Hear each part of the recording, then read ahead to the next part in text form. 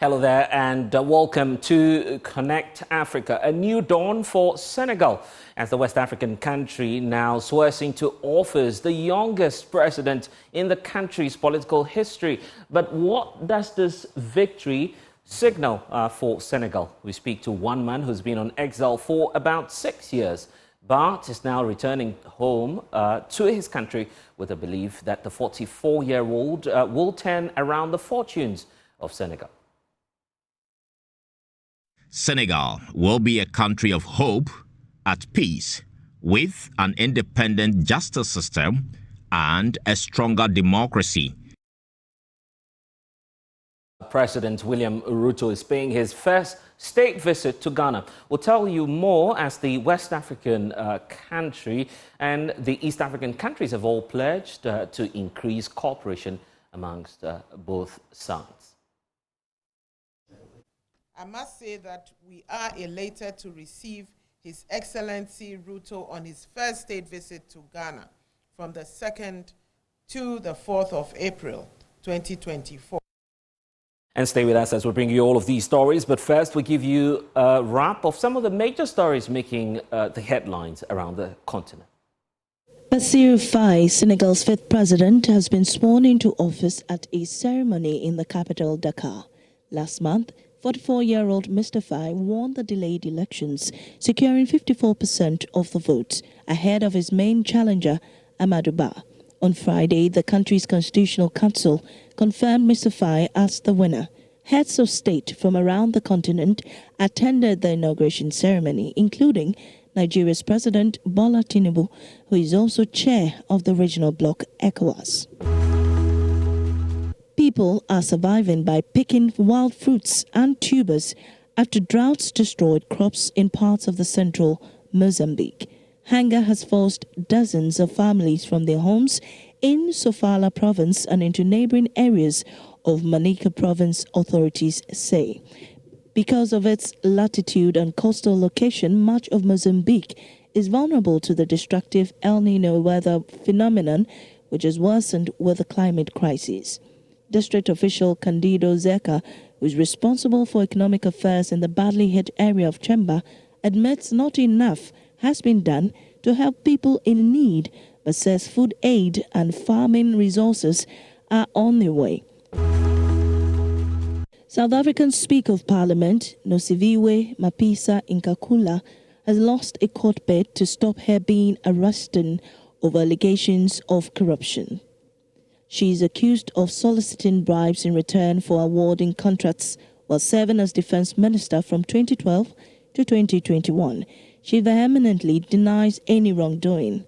Last week, Ms. Mapisa Nkakula's lawyers filed an interdict to prevent her arrest, saying it would infringe on her dignity. She also sought an order compelling the state to disclose the evidence against her. But on Tuesday, the High Court in Pretoria ruled that the matter was not urgent and it could not speculate on an arrest that was yet to happen.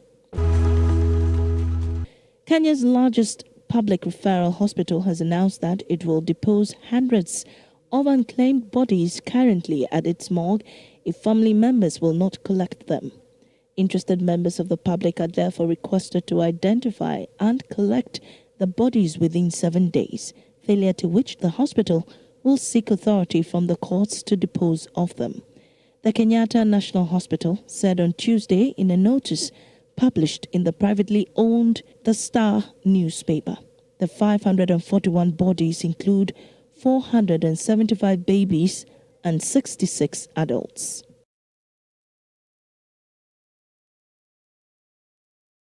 Well, these are some of the major stories making the headlines across the African continent. But tonight, Kenya's President William Ruto will, from tomorrow, commence his first state visit to the Republic of Ghana. This high-level visit, according to the government of Ghana, is testament of the fact that Ghana's relation with the East African nation is experiencing a growth trajectory. Earlier today, foreign ministers of both countries have been holding talks at a joint permanent cooperation meeting here in Accra, where new commitments were made to heighten cooperation and also to promote mutual growth in diverse fields. The exchange of high-level visits between officials of Ghana and Kenya have added impetus to our bilateral relations. The President of the Republic, His Excellency Nana Addo Dankwa Akufo-Addo, led Ghana's delegation to the inaugural ceremony of the Africa Climate Summit, which was held in Kenya from 4th to 6th September 2023. Also, His Excellency Dr. Mahmudu Bawumia, Vice President of the Republic of Ghana, on behalf of the President of the Republic, led Ghana's delegation to attend the inaugural ceremony of His Excellency Dr. William Ruto in Nairobi, Kenya on 13th of September 2022. I must say that we are elated to receive His Excellency Ruto on his first state visit to Ghana from the 2nd to the 4th of April 2024. The commercial exchange between our two countries has witnessed a remarkable surge, indicative of the robust growth trajectory in our bilateral economic relations. It is gratifying to observe that our collaborative efforts have yielded results that are both substantial and satisfying, further solidifying the fulfillment of our shared aspirations. In the past, geographical factors and transportation challenges inhibited the movement of people to people and goods between Ghana and Kenya. However, with regular flights by Kenya Airways, KQ, between Nairobi and Accra, economic and commercial activities have seen tremendous improvement. To further strengthen the economic ties between the two countries, the Ghana National Coordination Office of the African Continental Free Trade Area and the Ghana Export Promotion Authority have launched the Ghana Trade House, which is located at the Samia Business Park along Mombasa Road in collaboration with the Kenya Export Promotion and Branding Agency and the Kenya National Chamber of Commerce and Industry. And this was done on the 23rd of March, Tuesday, 2023. Distinguished ladies and gentlemen, this signifies our collective desire to reinvigorate our cooperation and strengthen the strong fraternal bonds between our two nations. Kenya and Ghana enjoy cordial relations which can be traced back to the pre-independence struggle period that was characterized by the struggle for self-rule and independence, when respective liberation movements drew inspiration from one another within the spirit of Pan-Africanism. And indeed, Madam Minister has alluded to this. Our bilateral relations are driven by goodwill and the determination between our governments to work together towards enhancing and expanding the scope of our relations.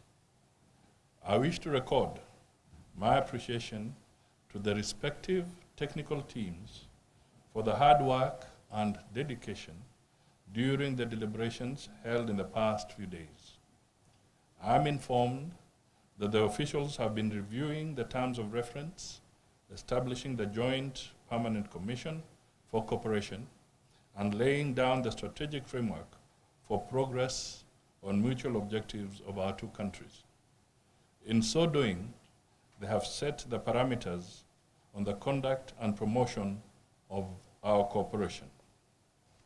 I note with appreciation that Kenya and Ghana have signed several bilateral frameworks of cooperation in areas such as agriculture, information and technology, trade, transport, tourism, technical, vocational education, energy, oil and gas, among others.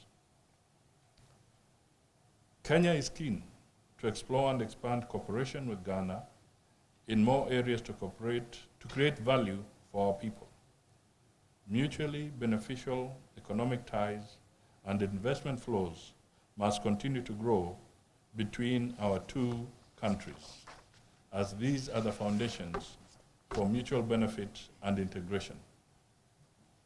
I am confident that this session will serve as motivation for the finalization and signing of the pending draft instruments as well as an inspiration to further solidify our bilateral cooperation for the mutual benefit of the people of our two countries. I am pleased to inform that we have MOUs ready for signing, agreed minutes, and a way forward in implementing the signed instruments. My delegation and I look forward to the benefits that will be derived from this meeting, with a compelling aspiration to strengthen and deepen bilateral relations between Kenya and Ghana. Once again, I extend my appreciation to the senior officials from both sides for their dedication and efforts during the preparation of this meeting. Madam Minister, distinguished delegates, ladies and gentlemen, as I conclude, I reiterate Kenya's commitment to stronger ties with Ghana. Towards this end, we thank our brothers and sisters here in Ghana for hosting this second session of the JPCC. And of course, today's ministerial is the prelude to that major event we're expecting in the next 24 hours with President William Ruto expected to meet the President of the Republic of Ghana, Nana Dankwa Akufo-Addo, which will be happening in the next 24 hours, as we understand that the East African leader will be in Accra for today. But what does this signify for the relations between the Republic of Ghana and Kenya, calling themselves Pan-African brothers? Joining us now is Mwangi Mayana, Chief Editor of the Kenyan Foreign Policy. Thank you so much, sir, for joining us all the way from Nairobi. And of course, it's great joy for many of you East Africans seeing your president extend his influence into the West Africa SADC region. But really, what's in this, not just for Kenya and Ghana, but the entire African continent?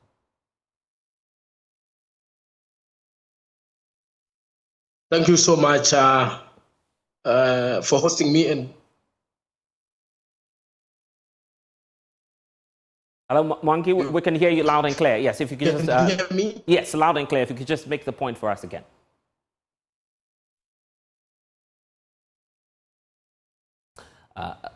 It appears we're having some challenges. But Mwangi Mayana, if you can hear us, the question as to what the impact significance will be for the entire African continent and not just Ghana and Kenya as well. Yes.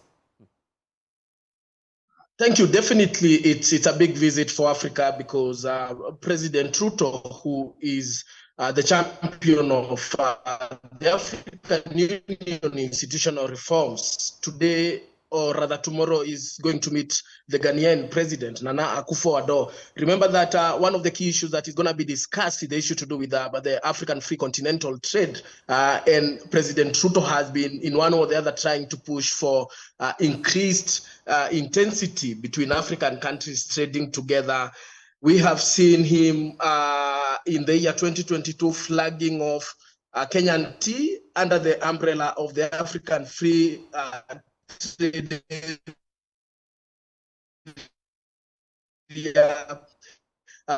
heading to Ghana. Ghana, as we all know, it is the headquarters of this particular continental trade body. And this certainly is going to bring, a lot of discussions, especially when it to do with issues to do with trade. If you can hear me. I can hear you loud and clear, and of course, trade will be key on the agenda. We expect, of course, to see William Ruto do a lot more at the, headquarters or Secretariat of the Africa Continental Free Trade Area. But speaking about that framework itself, it's been off to a slow start, isn't it? You have just a few countries, including Ghana, just about 8 in all, signing on to what's being called a guided trade initiative. Do you see countries such as Ghana and Kenya taking advantage of the full and immense opportunities that the continental free trade area presents to us? Why not? It's upon countries, it's upon the two capitals, Accra and Nairobi, to decide to push the issue forward. I know, and I have studied President William Ruto closely. He seems like a person who is, very committed when it comes to issues about African countries trading together. And Ghana is one of the places to start because it is a key gateway when it comes to do with the Western African region bloc. For him, or rather for us who are coming from this particular bloc in the eastern part of the country, we have a coastline, the Indian Ocean. Of course, also Ghana, Accra is a coastal city. It's one of the key things that the two leaders should really try or strive to, try and leverage on it, because if you look at the trade volume between the two countries, between Ghana and Nairobi and Kenya, we haven't really gotten to the par of, these relations between the two countries. So certainly a lot needs to be done between the two countries. Our business people from both capitals need also to engage on so many issues, especially when it comes to issues to do with exports and imports. We know what comes from Ghana, things like cocoa. Tea is a big thing for Kenya. Coffee is also a big thing for Kenya. So it certainly needs to have a lot of goodwill, and that President Ruto is being hosted for the first visit to a Western African country for a state visit, then certainly means that there is some, goodwill at the highest level. And we certainly looking forward to see him, if probably he'll be able to leverage on this particular relationship between him and Ghana. Remember that this the relationship between Kenya and Ghana hasn't started today. They are fraternal ties, and we hope to see the two leaders rekindling these relations. And of course, what we see on the screens now is just, of course, tip of the iceberg. You have the foreign ministers of both countries also doing a lot ahead of the arrival of Kenya's President William Ruto. What does this really signify, for those who've been looking at the figures, trying to see if there's something really in for these two African nations who are miles apart, Ghana on the western side and, of course, Kenya on the eastern side? Is there really, some economic benefit here for both countries, looking at what the foreign ministers have been doing today? Absolutely. It clearly shows that no country is an island. Kenya is not an island, and Ghana too is not an island. And despite us being from the Eastern African and the Indian Ocean, you being on the coast, the western part of Africa, it clearly shows that African countries can be able to trade and do business together, that we can be able to make money out of our pockets, out of Ghana, out of Kenya for Ghanaian business people and other people who want to explore this part of Africa. So certainly it's a good start, as you can see from the two foreign ministers, the Kenyan foreign minister and the Ghanaian foreign minister. It's a good start for the two countries. We only need, as I said, to be able to leverage on this goodwill that the two ministers will be able to follow up to the latter. Whatever will be signed in Ghana, in Accra, will be able to be followed, will be able to be monitored, and they'll be able to implement all those agreements that will be signed. The problem with African countries, the problem with my country, Kenya, I have seen it, is that we'll come and we'll sign a bilateral agreement on issues to do with tourism, on issues to do with air travel. But then when we go back, or when the president jets out of your capital and heads back to his capital, the respective people who are supposed to follow up on all these agreements are unable to do it. Why? Because there is no goodwill. We cannot be having presidents meeting for a state visit, being entertained and being welcomed in a grandiose manner. Then we have people who are working for them being unable to follow up on what those two leaders agreed. It is a good start, I will say again, but certainly a lot needs to be done. We need to see the strength in bilateral trade relations. We need to see those agreements being implemented. And of course, we're looking forward to an exciting future. But would you say that, Kenyans are equally as elated about this visit, just as much as the Ghanaian side will be, as we had the foreign minister point out? Absolutely. Kenyans have, for the better part of today, have been speaking about this particular visit. Remember, it is the first state visit to the West African country, to Ghana. Your region at the African Union is the biggest, or rather, it is the largest bloc at the African Union.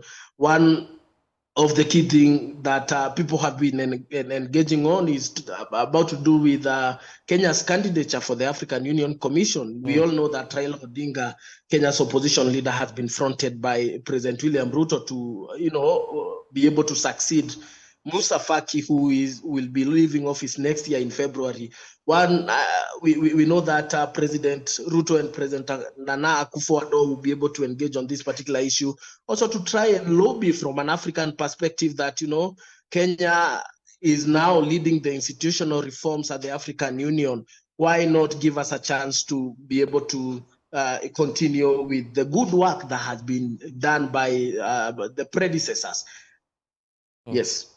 Okay, then. And of course, we'll see if that will play out when he arrives. In fact, as we speak, it's expected at any moment from now, President William Ruto will be in Ghana. We're grateful for your time, Wangi Mayana, joining us all the way from Nairobi. And from Nairobi, we take you straight to Senegal, from prison and now to the office of the president. That's the story of Senegal's newly inaugurated Bassirou Diomaye Faye, who is now serving as the president of the West African country.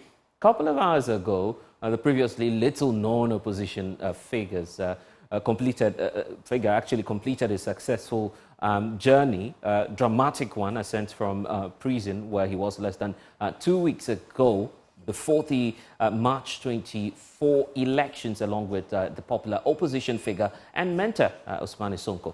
Back today, Diomaye is the president of Senegal. Listen to him. The result of the election showed a profound desire for change. Senegal will be a country of hope, at peace, with an independent justice system and a stronger democracy, promising to manage affairs ethically and to build the economy. Well, what does the victory of Faye signify for the people of Senegal? Already, there's hope for many who say they're now returning after spending time in exile. One of such individuals is Adama Gaye, a Senegalese author who's now returning after 6 years of exiting his own country owing to fears of political persecution. Adama Gaye, what a joy to be speaking to you now of course, you're joining us now from Dakar, where you are, and you've not been there for the last 6 years. You're happy to be back home, isn't it?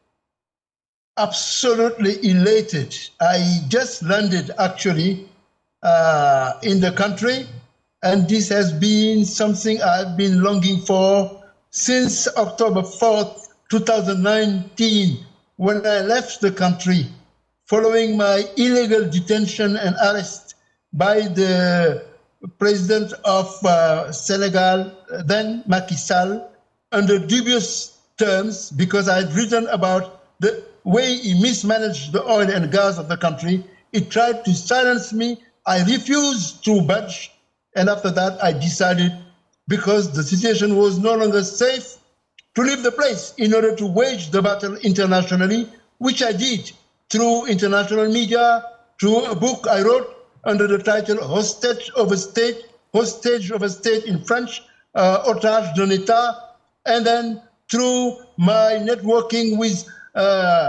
institutions from the Institutional Criminal Court in The Hague, through diplomacy and everybody, in order to make sure that the world knew about what was going on in Senegal. Everybody thought that Senegal was a normal democracy, when truly it was a Guantanamo arena where people were arrested at will of the president.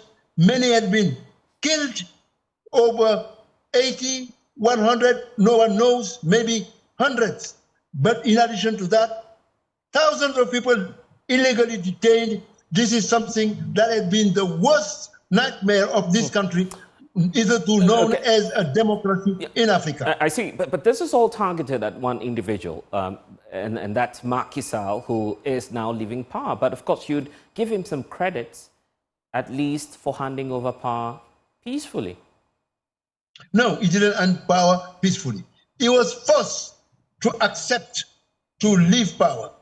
The international community, African Union, United Nations, European Union, France, the UK, America, everybody impressed on him the need to leave power. He tried to cancel the election on 3rd February after having announced on 3rd July last year that he will no longer be running. He's not a Democrat, this guy. And actually, the people who have been killed in cold blood under his instruction, this is the worst thing that ever happened in African politics. I've been crisscrossing as a journalist and as a former director of communication of ECOWAS, this continent. I wrote a book about this continent, Tomorrow the New Africa, or State of a State, China and Africa. I know the people of this continent. I interacted with the top-notch people of the continent, from Nelson Mandela to Kofi Annan, you name it, Jerry Rawlings, John Kufuor, John Atta Mills, even current President Mahama, and then President, the one that is there in power, Nana Akufo-Addo, and other leaders across the continent, all of them, I know them. Yeah, I know this continent. Yeah, and this has happened in Senegal is a disaster. So we have to restore our pride as a democracy-bearing nation that Macky Sall destroyed. And the world needs to know about Macky Sall, but also he needs to be sued to pay for his the disasters he created in this country. But all of that, but all of that is in the past right now, isn't it? You have a 44-year-old who now has the arduous task of leading your country. There's a lot for this young man to bear and to try and turn around the fortunes of the country. What's your expectation, knowing now that Faye will be the president of your country for the next few years? Absolutely. Definitely, it's a new day, the dawn of a new era for Senegal, hopefully. Of course, we don't want to be bearing grudges, but you cannot forgive things that happen. Like in South Africa, when Nelson Mandela negotiated with the white community, the fact that he has given a lot made the situation that we are witnessing in that country, the black being still sidelined and the white controlling the country. So we need to fix first the misdemeanor of Macky Sall. But beyond that, indeed, you are right, we need to look forward. What to do? To restore, and I heard Mr. Jomai Faye, whom I know, say that, and I called for his election. Like Abdoulaye Wade and myself, we called to give a chance through a useful vote to this young man. So we have to fix the judiciary, and that he said clearly. That means that we need to ask questions. We need to fix the economy. We need to make Senegal a democracy that will be attractive for foreign investors. We need to manage the country to be less a corrupt area so that investors will feel coming into Senegal. And by the way, we have all the resources, oil, gas, other minerals, and very strong intellectual intelligentsia. This is the possibility for Africa and Senegal to take a new day, new way forward. But we have to address the mistakes of Mr. Macky Sall. This cannot be unaddressed, definitely. Okay, definitely. I'll leave you to enjoy your dinner. Obviously, you're back home, so you're reunited with your family. I'm grateful for your company tonight. And that Dama Guy, a Senegalese author, and he's now returning after 6 years in exile. But that's all we have for you here on Connect Africa. I'm Lester Sugan. Log on to myjoyonline.com. More stories there for you. Thanks for your time. Bye-bye.